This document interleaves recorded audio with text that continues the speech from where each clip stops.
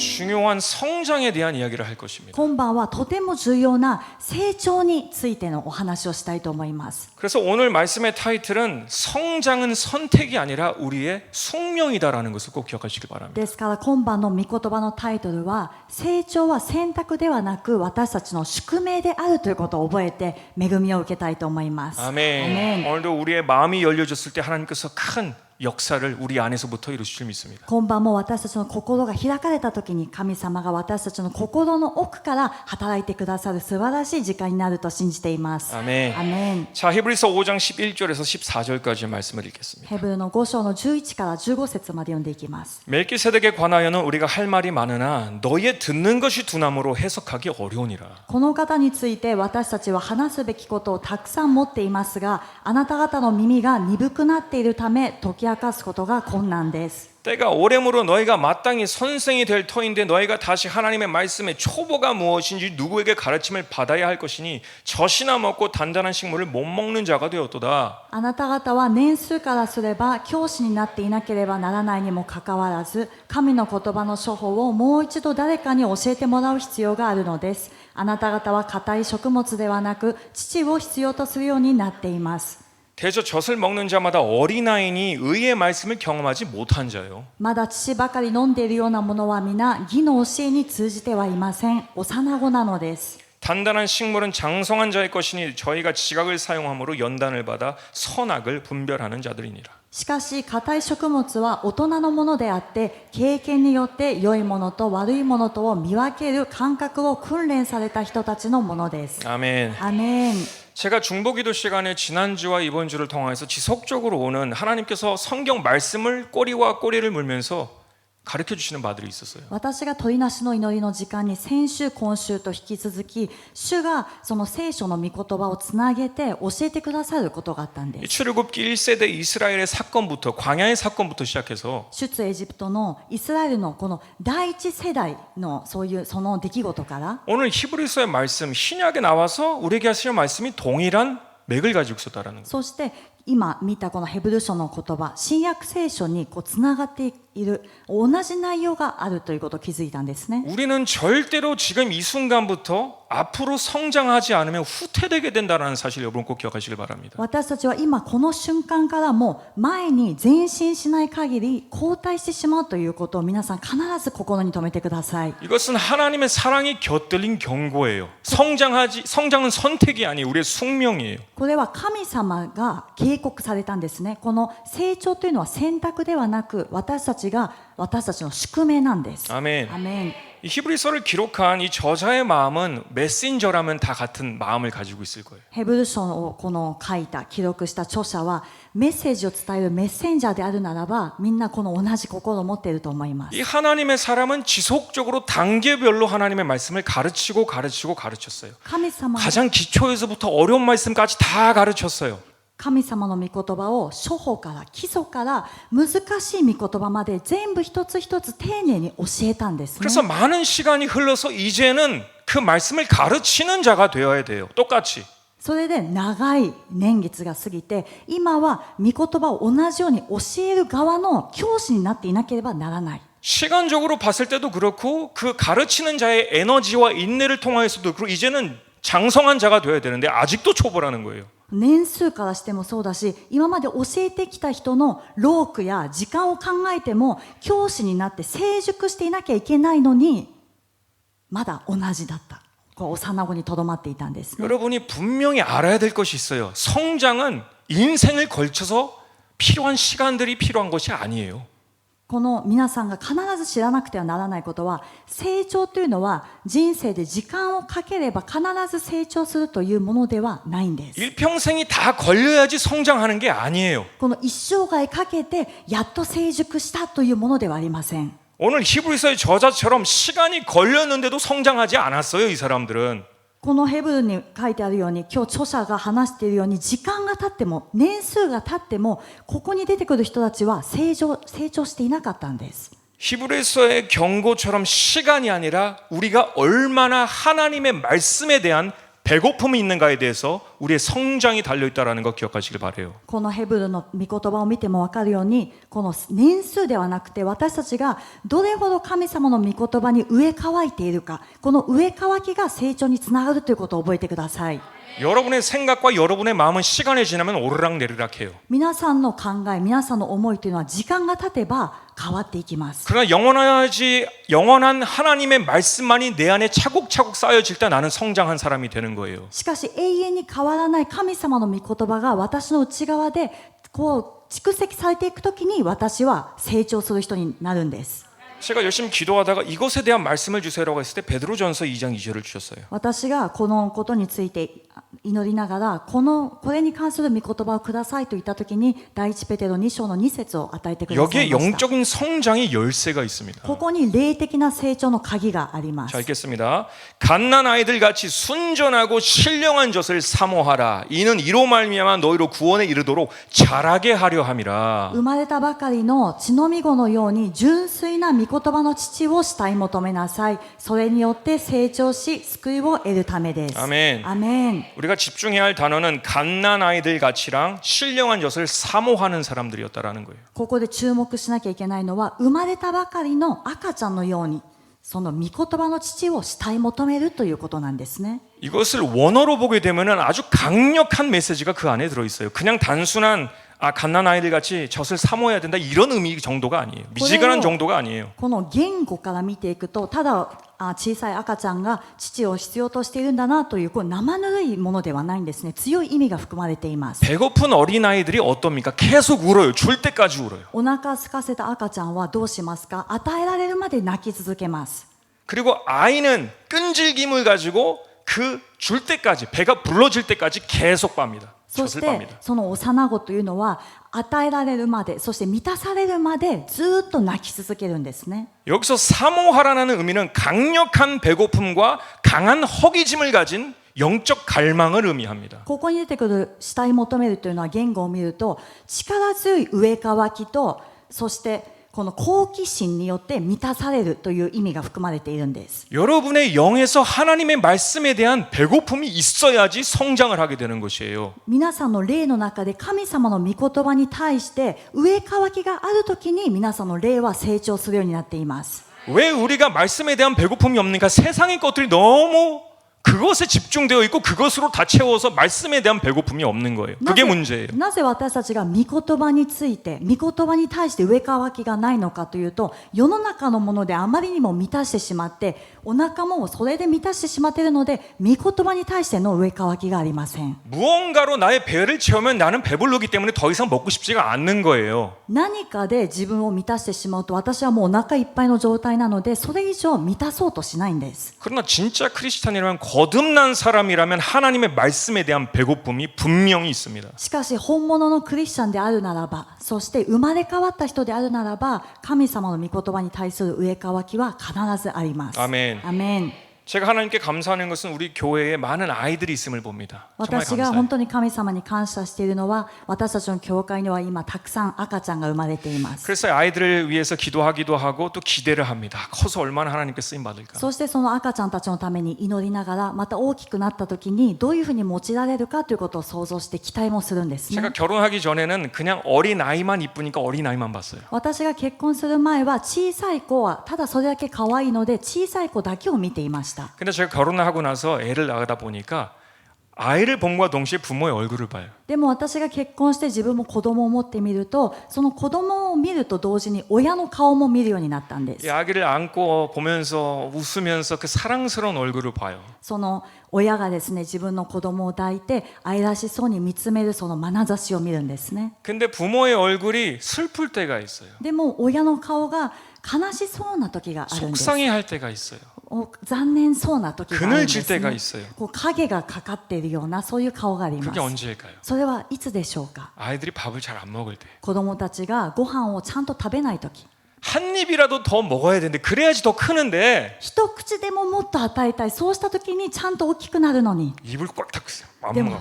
食べないと口を閉ざしています。 그런 부모의 마음이 막 속상한 거예요. そうすると 마음이 親 아픈 は 거 も 속이 どか 타는 しいん 거예요. ですね。もうどうしようと。 다른 아이를 보면 너무 잘 먹는데 周りの子と比べて周りの子はみんな一生懸命食べ 아, てる 내 のに 애는 안 먹어. なんでうちの子は食べないんだろうと 이것이 하나님께서 여러분에게 가진 그 마음이며 리더들이 여러분에 대한 마음이에요. 그게 これが神様が皆さんに対して持っておられる心でまたリーダーたちが皆さんに対して持っておられる心です 아멘. アメン 우리가 강단 앞에서 메신저들이 한 번씩 이렇게 흥분할 때가 있잖아요. この講談の前にここに立つとメッセンジャーたちがたまに興奮気味に話す時があります 근데 여러분들이 미워서 이런 게 전혀 없어요. 왜 그렇게 해요? 그럴 리가 없잖아요. 皆さんが憎いからでしょうか決してそんなことはないんですねそんなわけがないんです 여러분이 하나 더 먹어야지 성장을 하는데 나는 안 먹겠대. 배부르대.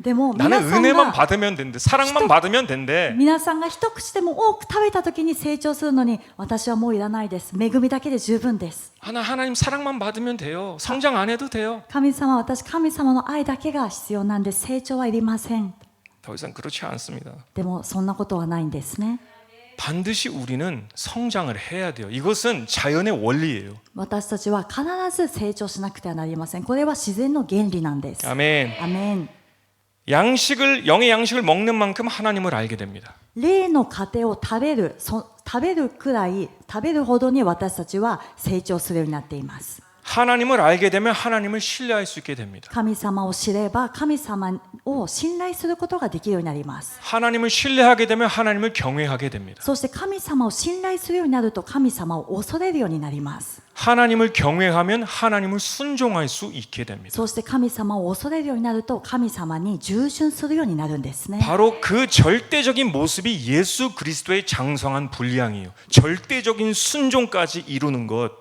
この姿がイエス様の満ち満ちた御岳絶対的な従順にまで至るその姿であります 아멘. アメン 우리는 거기까지 계속 성장해야 돼. 멈추면 안 돼. 멈춤이라는 건 없어요. 私たちは止まらずにそこに至るまで続けて成長していかなくてはなりません 마가복음 10장 13절에서 15절 말씀이요.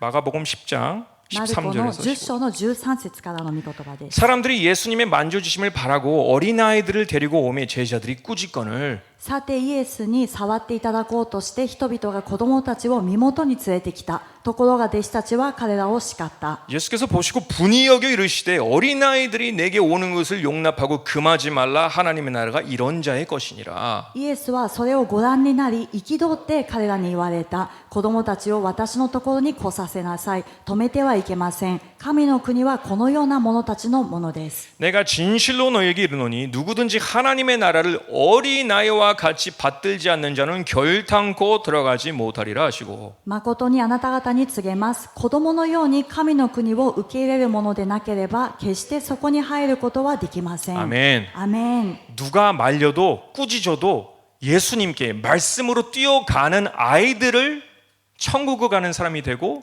또 예수님을 통해서 성장하게 됩니다. 誰が止めても誰かに叱られたとしてもそれを気にせずにイエス様に向かって御言葉に向かって走っていく人だけが天国に入れるそして成長する人になるんです 이것이 신령한 젖을 사모하는 자들이 자라나는 이유예요. これが大人の食物を食べて成長する人なんですね 아멘. アメン 근데 안타까운 것은 많은 크리스천들이 이 성장하는 것을 선택이라고 생각을 해요. 이건 착각이에요. 큰 착각입니다. でも残念なことに多くのクリスチャンが成長するというのは選択だと思っているんですけどもこれは大きな勘違いになります 히브리서 5장 6절을 바라보게 되면 그 맥락이 계속 나와 연결되어져서 ヘブルの5章そして6節を見ていくとこれがどんどんつながっていくのが見えます 자 6장 1절에서 2절 보겠습니다. 6章の1節2節 그러므로 우리가 그리스도의 도의 초보를 버리고 죽은 행실을 회개함과 하나님께 대한 신앙과 ですから私たちはキリストについての諸法の教えを後にして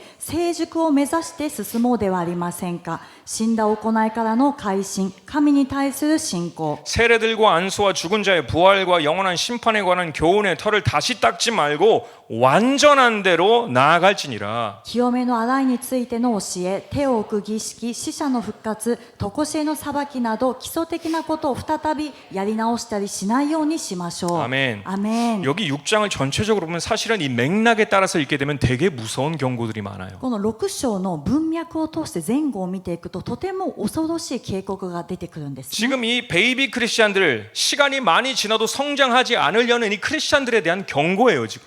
これはベイビークリスチャン、時間が経ってもまだ赤ちゃんのままでいたい、成長しないクリスチャンたちに対する警告なんです。 왜냐하면 시간이 지나도 성장하지 않는 이 베이비 크리스천들에게 나타나는 형상들과 나쁜 습관들을 보았기 때문입니다. なぜなら時間が経ってもベビークリスチャンのままでいようとする、成長しようとしないクリスチャンに現れるこの現象と悪い習慣があるからです。 4절 5절 보겠습니다. 4節5節 한 번 비침을 얻고 하늘의 은사를 맛보고 성령에 참여한 바 되고 一度光を受けて天からの賜物の味を知り、聖霊に預かるものとなり、 하나님의 선한 말씀과 내세의 능력을 맛보고 神の素晴らしい御言葉と後にやがて来る世の力とを味わった上で、 자 여기가 뭐냐면 너희는 이제 하나님의 은혜 성령에 참여한 바 된 이제 하나님의 사람들이야. これはどういう意味かというと、あなた方はもう神様の恵みを受けて、そして賜物の味を知った神の人なんだよと。 너희들은 이제 기본적인 것은 알 건 다 알았어 이제. あなた方は今はもう基本的なこと、知るべきことは全部知っている人だよと。 그런데 항상 거기서 매물러서 맨날 은혜만 받으려고 하려고 하니까 이것을 어떻게 사람이 생각하게 되냐면 은혜를 빈밀로 사용해서 죄를 머물려고 하는 사람들이에요. 이 そして 사람들은. いつも恵みのところでとどまっていようとするから、それがどうなっていくかというと、恵みを自分のこれをですね、悪用して罪を楽しむようになっていきます。 그래서 항상 죄의 습관에서 떠나지 않으려고 하는 사람들이 이것을 본 거예요. 히브리서 저자는. で、このヘブルの著者は何を見たかというと、その恵みを悪用して罪にとどまろうとしている人を見たんですね。 그래서 6절에 폭탄이 떨어져요. 여기서. それで6節に爆弾が落ちてきます。 타락한 자들은 다시 새롭게 하여 회개케 할 수 없나니 이는 자기가 하나님의 아들을 다시 십자가에 못 박아 현저히 욕을 보임이라. しかも堕落してしまうならば、そういう人々をもう一度悔い改めに立ち返らせることはできません。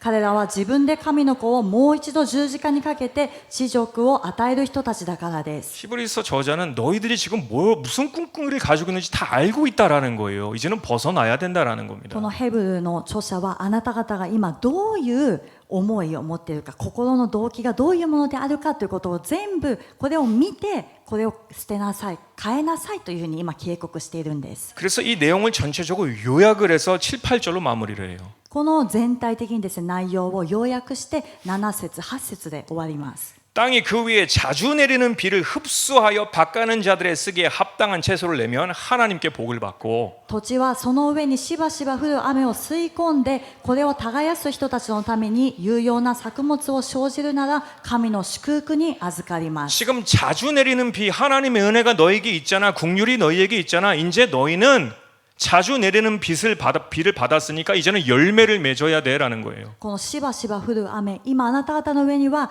雨が降っているでしょう、恵みが注がれているでしょう。これを吸い込んであなた方はこれを耕して実を結ばせなければならないというメッセージなんです。 안 그러면 8절이 돼요. 8절.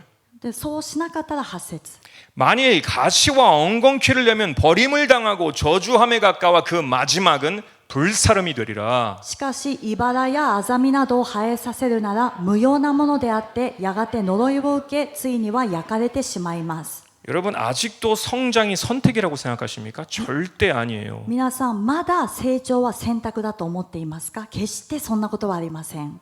이스라엘 1세대들이 광야에서 왜 다 넘어진 줄 아세요? 성장을 안 해서 그래요. イスラエルの第一世代がなぜ荒野でみんな倒れてしまったのか分かりますか？成長しなかったからです。 머리만 커져가지고 하나님의 기적과 은혜를 맛봤지만 이것을 악용하는 사람들이에요. 頭だけ大きくなって神様の恵みも味わって奇跡も体験したのに、これを悪用した人たちなんで 그래서 す。 너희는 나를 시험한다라고 하시는 거예요. 하나님이 우리의 마음을 모르시겠습니까? だから神様は、あなた方は私を試していると。神様は私たちの心を見られる方なんです。アメン。アメン。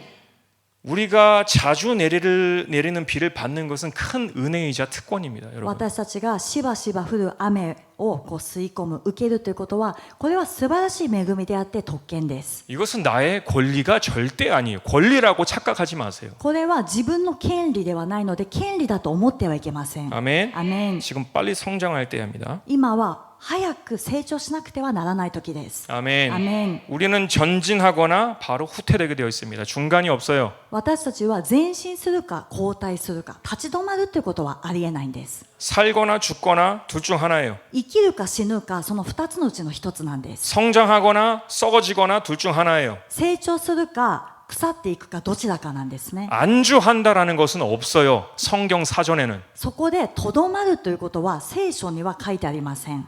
이 사실에 아멘하시길 바랍니다. これにアーメンしましょう。アーメン。 그래서 이 성장에 대한 주제가 매우 중요한데 ですから成長という主題はとても重要になります。 이 히브리서 5장을 통하여서 이 히브리서 저자는 예수님을 조명하여서 그 성장에 대해서 이야기를 해줍니다. ヘブルの5章を通してヘブルの著者はイエス様を照らし合わせて説明します。 그래서 그는 참된 마지막까지 순종을 하셨다라는 것을 5장에 다 기록하고 で 있습니다. 5章を見ると最後まで従順したということが書いてあるんです 근데 ね。 그 참된 마지막까지의 순종을 어떻게 하셨는가 이것이 아주 중요한 성장한 사람의 근본적인 요소예요. でもどうやって最後まで従順したのかということがこれが成長する人が知るべきその要素になります。 우리가 순종에 대해서 집중을 하지만 어떻게 순종을 하는가에 대해서는 좀 집중하지 않을 때가 많아요. 従順というのはたくさん聞きますけどもどうやって従順すればよいのかということはそこまで集中して聞かないことがあるんです。 히브리서 5장 7절의 말씀을 보시면 예수님께서 죽을 때까지 순종하실 때에는 이것이 있음을 알 수가 있습니다. ヘブルの5章の7節を見るとイエス様が死に至るまで従順されたところにはこれがあったんです。 그는 육체에 계실 때 자기를 죽음에서 능히 구원하실 이에게 심한 통곡과 눈물로 간구와 소원을 올렸고 그의 경외하심으로 말미암아 들으심을 얻었느니라. キリストは人としてこの世におられた時自分を死から救うことのできる方に向かって大きな叫び声と涙と思って祈りと願いを捧げそしてその経験のゆえに聞き入れられました。 아멘. アメン。 참 순종이 필요한 것은 뭐냐? 자기를 죽음에서 능히 구원하실 아버지 하나님에 대한 경외심이다라는 거예요. 真の従順とは何か自分を死から救うことができる父なる神様に対する恐れなんですね。 그러니까 한마디로 하나님이 어떠신 분인가를 바르게 인식하는 사람이 순종을 할 수가 있게 되는 거예요. 一言で言うならば神様がどういうお方であるかということを正しく認識する人だけが本当の従順をすることができるようになっています。 자기를 죽음에서 능히 구원하실 그 하나님을 경외하는 사람은 참 순종을 할 수가 있어요. 自分を死から救い出すことができるその神様をですね恐れる人は本当の従順をすることができます。 근데 우리에게는 이 부분이 되게 부족한 것 같아요. でも正直私たちにはこの部分が足りないんじゃないかと思うんですね。 우리 목회자 모임 때 이렇게 여러 가지 성도들의 이 고민이라든지 이런 것들을 서로 나눌 때가 있어요. この牧会者のセミナー、牧会者の集まりに行くと信徒たちの悩みというのを分かち合ったりする時間があります。 그리고 보통 이런 고민거리들이 많아요. そうするとその中にはこういう悩みが多いんです。 하나님의 말씀을 보면 이것도 맞는 것 같고 저것도 맞는 것 같은데 잘 모르겠어요. 神様の御言葉を読むとこういうふうにも書いてあるしああいうふうにも書いてあるしどっちが正しいかよく分かりません。 믿음이 중요하다고 하면서 하나님의 말씀을 순종해야 되는 거 뭐가 더 중요한지 모르겠어요. 율법적인 거 아닌가요? 信仰も大事だし神様の御言葉に従順するのも大事だけども立法主義というかどちらがもっと大事なんでしょうか。 이게 분별력이 없어서 그런 거 아닐까요? 지혜가 없어서 그런 거 아닐까요? 私が分からないのは識別力がないからでしょうか知恵が欠けているからでしょうか。 저는 그런 이야기 들을 때마다 아주 답답해요. 私はこういう質問を聞くたびにもどかしいです。 그게 과연 고민이라고 말할 수 있을까요? 저는 그게 지금 답답해요. 아주. 果たしてこれが悩みだと言えるのかというくらいもどかしいんですね。 그게 정령 분별력과 지혜가 없어서 고민해야 될 문제들일까요? これは本当に識別力と知恵が欠けているから生まれる悩みでしょうか。 가장 기본적인 그리스도인의 지식, 하나님이 어떤 분이신지 모르기 때문에 경외하지 않기 때문에 공경하지 않기 때문에 그런 의문들이 생기는 거예요. これは最も基礎的なことクリスチャンが持つべき本当に真理である神様がどういうお方であるかということを知らないから神様を敬わない神様を恐れる心がないからこういう疑問が生まれると思います。 하나님이 없는데 뭐가 중요해요? 아무것도 중요하지 않아요. 가장 중요한 것은 하나님이에요. 神様ということが全部抜けた悩みは何にも重要じゃないんですね。一番重要なのは神様なんです。 우리가 왜 신앙생활을 하는 거예요 도대체? 私たちは 사람을 위해서 하는 겁니까? どうして信仰生活をするでしょうか。人のために信仰生活するでしょうか。 하나님을 위해서 하는 거 아닙니까? 그게 信 왜 仰生活 고민이에요? は神様のためにするものであるから、なぜこれが悩みになるか分かりません。 생명을 주시기도 하시고 거두시는 것이 하나님이에요. 命を与える方、そして取られる方は神様なんです。 있게 하시기도 하시고 없게 하시는 것이 그 하나님이에요. そして何かをあることも、そしてなくすことができる方も神様であります。 세우시기도 하시고 넘어뜨리는 것이 하나님이세요. 立たせる方、また倒すのも神様であります。 능히 우리의 영혼을 구원하시기도 하시고 영원한 심판으로 보낼 수 있는 분이 그 하나님이세요. 私たちを救い出すことができる方も、また永遠の裁きに送る方も神様なんです。 근데 그 하나님을 뒤로 하고 뭐가 중요한 건데요? でもその神様を全部後ろにして何が重要でしょうか。 이거는 상식적인 문제예요. 이거는 상식의 문제예요. これは常識の問題なんですね。 정말 하나님을 하나님으로 인식한다면 그것은 절대 어려운 질문들이 아니에요. 本当に神様を神様として認識しているならば、これは決して難しい悩みや問題にはなりません。 저는 우리 가족이 다 크리스천들이기 때문에 다 목사님들이고 사역자들이기 때문에 타 종교를 믿는 분들을 만나본 경험해본 적이 없습니다. 私が近い家族の中ではみんなクリスチャンだったり牧会をしている方がいるので、他の宗教を信じている方っていうのは近くにいません。 근데 이야기를 듣는 중에 우리 담임 목사님 사촌 되시는 분이 아주 부유하시면서도 타 종교를 열심히 믿는 분이세요. でも話の中で私たちの主任牧師のダニエル先生の話を聞いたんですけども、親戚の中でとても裕福な方でも他の宗教を信じている方の話を聞きまし 근데 た。 그 이야기를 들으면서 내가 너무 부끄러워지는 거예요. でもその話を聞いて私がすごく恥ずかしくなったんですね。 새벽 아침 시간부터 최고 비싸고 흠이 없는 과일만을 사서 その親戚の方は早朝朝早くに一番高い高価なシミや傷がない果物を買って、 정성스럽게 단을 차리고 その捧げ物の祭壇を築くんですね。 깨끗한 물을 뜨고 きれいな水を用意します。 가장 좋은 그릇으로 담고 最も高価な器にそれを置きます。 자녀와 손주들의 많은 인원수대로 새로운 지폐를 은행에서 헌금을 드리고 そして子供たち、またその孫たちもですね、人数分その新しい紙幣を持ってきて献金を捧げ 그리고 ます。 한 번씩 스님이 오시면 그것을 가져가신다고 하더라고요. そしてこのお坊さんがやってくると、その捧げた新札を全部渡すというふうに言いました。 저는 말씀드리고자 하는 것이 형식을 말하는 것이 아니에요. 그 마음을 말하고자 하는 거예요. 私は今 여러분, 皆 오해하지 さん 마세요. に伝えたいのは、この形式ではなくてその人の心を今言ってるんですね。 심지어 없는 신을 믿는 그 사람들이 정성과 마음을 다해서 공경하고 그 신을 섬기고 있는데 本当にない存在しない神に向かってその人たちは心を尽くして恐れを持って最高のものを捧げているのに、 우리는 참 하나님을 믿는 사람들은 아닙니까? 私たちは真の神様を信じている人ではないですか。 지금도 비어있는 무덤을 믿는 부활하신 예수님을 믿는 사람들은 아닙니까? 今も復活されたイエス様を信じている私たちではないでしょうか。 그런 우리의 공경과 존경과 경외심이 다 어디 갔냐라는 거예요. そのような私たち 이건 の 큰 문제예요. 尊重とそして敬う心と恐れる心は全部どこに行ってしまったのか、これは本当に大きな問題です。 이건 우리가 되게 부끄러워져야 될 문제입니다. 그러니까 우리 와타시와 모두에게 하는 얘기예요. 이거는 그래와- 유 메시지가 아니라 위 메시지예요. これはあなたあなたというメッセージではなくて、私たちみんなに当てはまる We メッセージであって、みんながこれは真剣に捉えなくてはなりません。 1980년 제가 초등학생 때만 해도 이런 모습이 아니었어요. 1980年代、私が小学生の時にもクリスチャンたちはこういう姿ではありませんでした。 주일날만 되면 가장 좋은 옷을 입었고요. 옷을 日曜日に 입었고요. なると自分が持っている一番良い高価な洋服をみんな着用していたんです。 항상 머리에 째를 바르고 잔뜩 하고 갔어요. そして髪の毛一本乱れることなくジェルでしっかり固めていました。 근데 솔직히 말해서 젤이 없기 때문에 침으로 이렇게 썼어요. お金がなくてジェルがない人は唾でこうやってやってる人もいたんで、 가장 좋은 모습으로 하나님 앞에 나아가야 된다라는 것이 이게 우리의 그냥 자연스러운 반응이었어요. でも一番最も良い姿で主の御前に出ていかなくてはならないというのが私たちの自然な反応だったんですね。 구두에 광을 내고요. もう靴も磨くんです。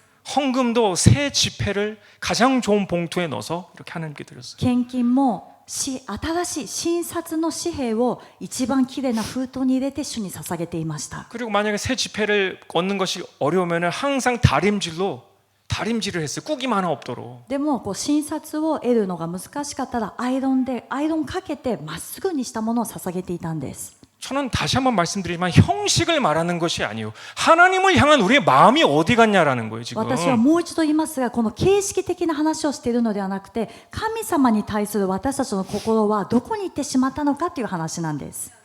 저는 이 문제에 대해서 깊이 묵상할 때에 이 근본적인 문제가 어디에 있는가를 주님께서 주시는 말씀이 말라기서 1장 6절이었어요. 私がこの問題について黙想して深く祈っているときに、主がその根本的な問題について教えてくださったのがマラキ書の 1장 6절이에요. 1章の6節です。 내 이름을 멸시하는 제사장들아, 나 만군의 여호와가 너에게 이르기를 아들은 그 아비를, 종은 그 주인을 공경하나니 내가 아비일진데 나를 공경함이 어디 있느냐, 내가 주인일진데 나를 두려워함이 어디 있느냐. 하나 너희는 이르기를 우리가 어떻게 주의 이름을 멸시하였나이까 하는도다라는 거예요. 子は父を敬い、しもべはその主人を敬う。もし私が父であるなら、どこに私への尊敬があるのか。もし私が主人であるなら、どこに私への恐れがあるのか。万軍の主はあなた方に仰せられる。私の名を蔑む祭司たち、あなた方は言う。どのようにして私たちがあなたの名を蔑みましたかと。 이 현대 시대의 이 복음은 신약을 들어오면서 우리는 더 이상 종이 아니다. 우리는 아들이다, 딸이다. 사랑받는 아들, 딸이다. 新約時代に入って現代の信仰というのは、私たちはもはやしもべではない。私たちは愛される子になったんです。子の身分になったんです。息子娘なんですという。 우리는 하나님과 그 멀리 이 거리감을 둘 필요가 없다. 경의할 필요가 없다 이래요. 私たちは神様と遠いそういうしもべの関係ではないと、近い距離であるというふうに主張します。 우리 하나님은 딸 바보, 아들 바보니까 우리를 사랑하시니까 우리는 친근함을 가지면 됩니다라고 해요, 얘기를. 私たちの神様、父なる神様は親バカだから私たちが何をしても愛されて親近感を持って接していいんですと教えるんです。 오늘 말씀에 분명하게 이야기하고 있습니다. 주인과 종만이 아니라 아비와 자녀도 마찬가지로 공경하는 마음을 가져야 된다라고 했어요. でも今の本部の御言葉に確かにあったんですね。これはしもべと主人だけではなく、子と父も同じ尊敬と恐れを持たなくてはならないと確かに書いてあります。 하나님을 공경함이 없는 사랑은 이 시대가 말하는 사랑이지 성경이 말하는 사랑이 아니에요. 神様を恐れない、敬わない愛というのはこの時代が訴えている愛であって、聖書が話している愛ではありません。 아멘. アメン。 우리 비비안 목사님 강의 속에 이런 내용이 있었는데 저한테는 큰 임팩트가 있었어요. ビビア先生の講義の中でこういう話があったんですけども、私にはとても大きなインパクトがありました。 아주 유명하신 70년대 부흥 강사 목사님이 계셨어요. 70年代にとても有名だったこの伝道師がいたんですね。 그를 모르는 사람이 없을 정도로 정말 そ 유명했습니다. の人の名 영향력이 前 있었어요. を挙げたら知らない人はいないくらいみんなが知っている有名な方だったんです。 그는 항상 하나님의 사랑의 메시지를 전하고 하나님을 사랑해야 된다는 그 메시지를 항상 전했어요. 그래서 많은 영향력을 끼쳤습니다. その方はいつも神様は愛です、そして神様を愛さなくてはなりませんという愛のメッセージを伝えていて、多くの影響を与えていました。 그러나 시간이 지나서 모든 그의 사생활에 숨겨진 내막들이 들춰지면서 문제가 생기게 됩니다. でも時間が経つにつれて、その彼の隠れた私生活で隠れていたものが明るみに出てきて、これが問題になったんです。 성 스캔들부터 시작해서 사기, 여러 가지 문제들. それは女性とのスキャンダル、またお金の問題、他の問題もありました。 그래서 감옥에 들어가게 됩니다. それ 심지어. で牢に入ることになったんですね。 이에 대해서 뉴스와 언론들은 일제히 이 충격적인 사실을 막 전합니다. でこれによってもうニュース、新聞はもう大きな話題になって世界に出ていったんです。 근데 그 감옥에 계신 목사님께서 이 존 비비 목사님 책을 읽으시고 한번 만나보고 싶다고 연락을 해요. でもその牢の中にいたこの牧師先生がジョン・ビビア先生の本を読んで、一度会ってみたいですというふうに連絡が来たんですね。 존 목사님이 가서 만나니까 회개할 대로 회개하고 깨질 대로 깨져서 이제 그 목사님과 대화를 나누게 됩니다. ジョン先生がその面会に行くと悔い改めて、そして砕かれるところまで砕かれたその先生と面会の時間を持ちました。 근데 한 가지 질문이 있었더라고요, 존 목사님한테. ジョン先生には一つの疑問があったんですね。これを聞いてみたいと。 목사님은 정말 하나님을 사랑하시던 분이셨잖아요. 先生は本当に神様を愛していたではないですか。 언제부터 하나님과의 사랑에서 서로 벗어나게 됐습니까? 라고 물어봐요. いつから神様の愛から離れてしまったんですかと聞いたんです。 그 목사님은 답을 해요. その先生が答えました。 목사님, 전 단 한 번도 하나님을 사랑하지 않은 적이 없어요. ジョン先生、私は一度も神様を愛さなかったことはありません。 너무 당황스럽잖아요. って思ったんですね。 살짝 화도 났다라고 합니다. で、 목사님. そこ講義を聞くとジョン先生は怒りを覚えたと言いました。 다시 물어봤어요. もう一度聞いたそうです。 단 한 번도 사랑하지 않으신 적이 없으시다니요. 하나님과 멀어져서 이렇게 된 것 아닙니까? 一度も愛さなかったことはないってどういうことですか。神様と離れたからこういうことになったんでしょうと。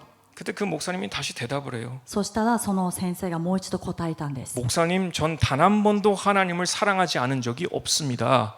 ジョン先生、私は一度も神様を愛さなかったことはありませんと。 그러나 제게 없었던 것은 하나님을 경외하는 마음이었습니다라고 해요. しかし私になかったのは神様を恐れる心でしたと。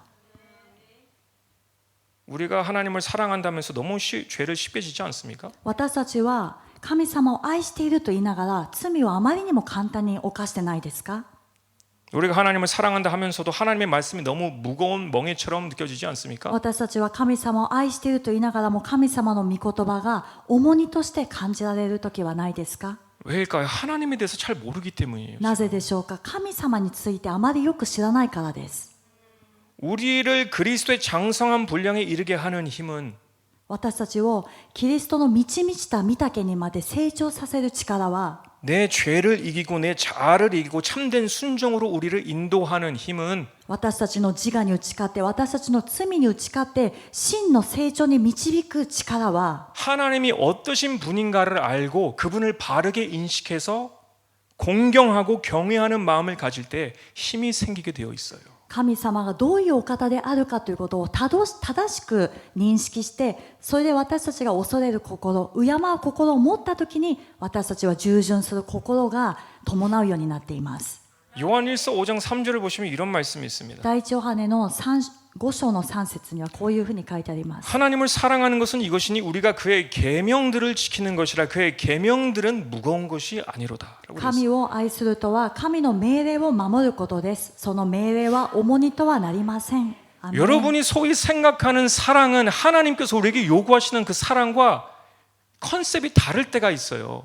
우리는 감정적인 사랑을 말해요. 하나님을 향한. 皆さんが考える愛というのは神様が私たちに要求される愛とは違う時があるんですね。私たちが愛というと感情的な愛を思い浮かべます。 근데 하나님께서는 말씀을 순종하는 것이 사랑이다라고 말을 해요. でも神様は御言葉に従順するのが愛だと教えておられます。 그러니까 우리가 하나님께서 우리에게 원하시는 사랑이라는 것은 단순히 감정적인 사랑을 말하는 것이 아니라 하나님을 공경하는 것을 의미해요, 사실은. ですから神様が私たちに要求される愛というのはただ愛していますというその告白ではなくて神様を恐れる心を神様は求めておられるんです。 그리고 하나님을 경외하고 하나님을 공경하는 것에 대해서 하나님과 거리감이 느껴진다라고 생각하는데 천만의 말씀 정반대예요. 神様を敬う、神様を恐れるというと神様と距離感を感じますという方がいらっしゃるかもしれないけどこれは正反対なんです。 시편 25편 12절 14절 말씀을 보세요. 정반대임을 알게 됩니다. 詩編の25章の12編を見ると12節を見るとこれ全く別のことが書いてあります。 여호와를 경외하는 자 누구뇨? 그 택할 가야 할 길을 저에게 가르치시리로다. 主を恐れる人は誰か、主はその人に選ぶべき道を教えられる。 저의 영혼은 평안히 거하고 그 자손은 땅을 상속하리로다. その人の魂は幸せの中に住み、その子孫は地を受け継ごう。 제가 정말 좋아하는 것은 14절 말씀이에요. 私が本当に好きなのは14節です。 여호와의 친밀함이 경외하는 자에게 있으며 그 언약을 저에게 보이시리로다. 主はご自身を恐れる者と親しくされ、ご自身の契約を彼らにお知らせになる。 아멘. アメン。 하나님을 마음속으로 자꾸 저는 하나님밖에 없어요. 하나님이 있어야 돼요라는 것이 공경의 마음이 경외하는 마음이. 神様、心の中で神様、私は神様だけが必要です。神様がいなくてはなりませんというのが敬う、恐れる心なんですね。 그런 마음을 가지게 되면 하나님이 찾아오세요. 우리에게 친밀하게 찾아오세요. そのような心を持つようになると神様は私たちに親密な関係、その親しい交わりとして近づいてくださいます。 단순히 하나님 사랑합니다, 사랑합니다 입술로 하는 그런 고백이 아니에요. 하나님이 원하시는 것은 神様が求めておられるのは単純な私たちの唇で言う愛しています愛していますというものではないんです。 미신자인 우리 가족들한테도 크리스찬들에게 잘 보여야 되고 この未信者である私たちの家族にも、そしてクリスチャンたちにも良い模範を見せなきゃいけない。 그런데 또 한편으로는 하나님을 섬기러 예배도 나아가야 되고 でも一方では神様に仕えるために礼拝も守らなくてはならない。 여러분 뭐가 중요합니까? 皆さんどっちが重要でしょうか。 상식 아닐까요? これは常識なんですね。 죽은 자도 부활케 하시는 하나님을 믿는다라면 여러분의 미신자 가족들도 다 구원하실 수 있는 하나님이라고 믿는다라면 뭐가 더 중요하겠습니까? 死者をもよみがえらせることができる神様であると信じるならば、そして皆さんの未信者の家族も救うことができる神様であることを信じるならば、どちらがもっと重要なのかは分かるんです。 성경의 말씀을 통해 우리에게 더 복을 주시고 선한 길로 인도하시려는 그 하나님의 아버지의 마음을 조금이라도 공경한다라면 聖書の御言葉を通して私たちを幸せにする、そして祝福の道を与えてくださるというその父なる神様を少しでも敬う気持ちがあるならば、 하나님의 말씀 지키는 건 율법주의다 이런 말은 나올 수가 없어요. 부끄러운 짓이에요. 神様の御言葉を守り行う、こうするああするっていうのは立法主義ではないですかというのは、この言葉自体恥ずかしいことなんです。 근본적인 문제는 하나님을 공경함이 없어서요. 이건 기본적인 상식이 없어서 그런 거예요. 根本的な問題は基本的な常識がない、神様を敬う恐れる心がないところにこの問題があります。 여러분이 그리스도 안에서 장성한 사람으로 성숙되어지고 싶으십니까? 皆さんはキリストの中で成熟したクリスチャンに成長したいと願っていますか？ 아멘. アメン。 하나님의 계명이 무겁지 않게 되길 원하십니까? 神様の戒め、御言葉が重荷とならないことを願っていますか？アメン。 예수 그리스도의 순종을 배우시고 싶으십니까? イエス・キリストの従順を学びたいですか？アメン。 이 모든 비결은 하나님을 하나님으로서 내 마음에 모시는 것부터 시작되는 거예요. すべての秘訣は神様を神様として自分の心に迎え入れるところから始まります。アメン。アメン。 나를 위한 하나님이 아니라 하나님을 위한 내가 되어야 돼요. 私のための神様ではなくて神様のための私にならなくてはなりません。